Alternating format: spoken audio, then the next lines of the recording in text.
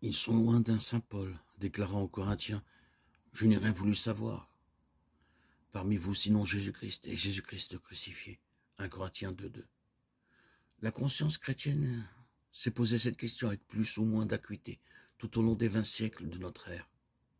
L'art chrétien en témoigne d'ailleurs, plus spécialement l'histoire de l'imagerie du Christ crucifié, tableaux, sculptures, calvaires, crucifix. La représentation du Christ en croix fut très rare pendant les 6 premiers siècles.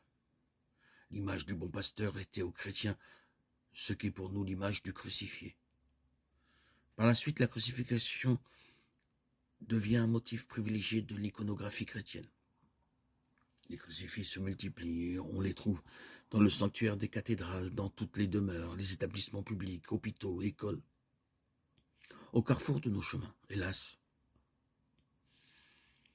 Leur production est souvent une entreprise commerciale sans qualité artistique et sans âme. Les artistes, véritablement chrétiens eux-mêmes, ont des conceptions divergentes, soit réalistes, soit mystiques. La formule réaliste s'applique à exprimer avant tout les souffrances physiques et morales du Christ. Les artistes le représentent dévêtu, son corps est lacéré, tourmenté, parfois tordu de douleur jusqu'à n'être plus qu'une loque humaine infiniment pitoyable. Ces artistes visent d'abord à émouvoir, à éveiller la compassion, peut-être à susciter l'horreur du péché. Sans doute aussi se propose-t-il d'encourager les chrétiens à joindre leurs souffrances aux souffrances du Christ. Certains de ces crucifix semblent vidés de tout contenu religieux. On a le sentiment de contempler le symbole de la détresse des hommes plutôt que le signe du salut des hommes par le Fils de Dieu, fait homme. En fait, ces crucifix réalistes altèrent la vérité, ou du moins négligent un aspect essentiel de cette vérité. Ils représentent l'homme qui souffre, mais non le Dieu qui triomphe, les tortures de la chair, mais non la victoire de l'amour.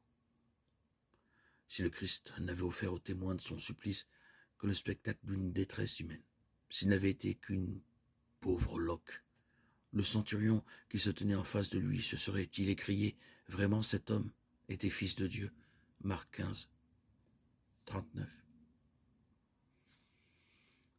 Une conception opposée se manifeste dans certains crucifix qualifiés de mystiques. Son optique est tout autre. Elle montre le Christ vêtu, parfois même d'une longue tunique sur sa tête, une couronne, ordinairement une couronne d'épines, mais il arrive que ce soit une couronne impériale. Ses yeux sont grands ouverts, exprimant force d'âme et sérénité. Son visage est nimbé de gloire, parfois empreint d'une infinie pitié pour les hommes. Ses bras sont horizontaux, son corps est droit. Les artistes veulent nous rappeler que le crucifié est d'abord Dieu, un Dieu vivant, vainqueur de la souffrance et de la mort, et que son sacrifice est volontaire. De telles œuvres tendent moins à émouvoir la sensibilité qu'à stimuler notre foi en la divinité du Christ, en sa victoire. Elles visent à éveiller notre espérance plutôt que notre compassion, à nous convaincre que la passion n'est qu'un passage vers la résurrection. Certaines d'entre elles sont quelque peu inhumaines, mais il en est d'autres dont s'échappent les flots de tendresse, de douceur, de paix radieuse. Leur mérite immense est de ne pas voiler l'essentiel, de nous laisser pressentir le mystère divin. Ainsi, les représentations de Christ en croix, en tableau, en peinture, en sculpture, nous délivrent le signe de l'amour du Père, qui a aimé les hommes au point de leur donner son Fils. Il n'y a pas de plus grand amour que de donner sa vie pour ceux qu'on aime. Apothéose de la joie aussi, car le Christ l'a dit. Il y a plus de joie à donner